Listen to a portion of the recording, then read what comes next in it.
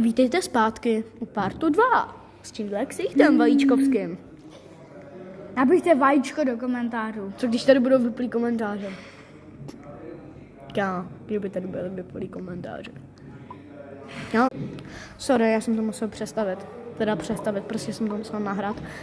Kámo, kolik toho tam máš? Bro, on neblázen.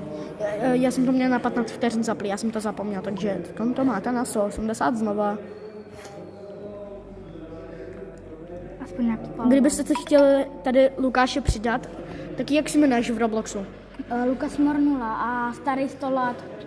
Starý 100 let je účet, na kterém teď hraje. Přesně, protože na Lukas Mornula nemůžu hrát Death Race. Ale já jsem tam dal špatný rok. Mně přijde, že to jako asi fakt nedám, hej. 28 000 metrů. Kam mám jít? No, nevím. Vidíš to?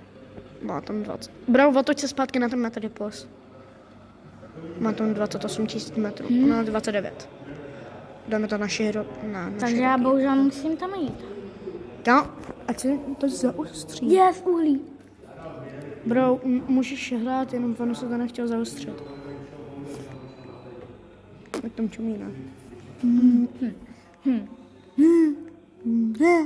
Jazyk.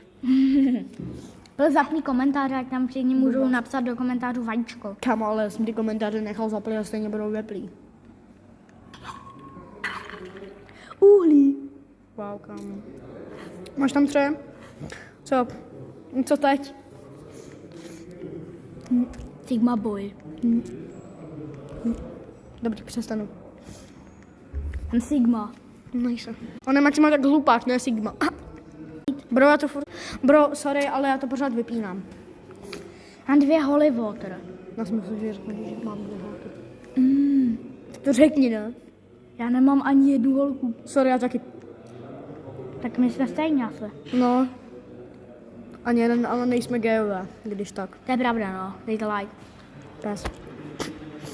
Řekni něco, prosím. Dejte like. Něco jiného, než dejte like. Chápeš. Nice.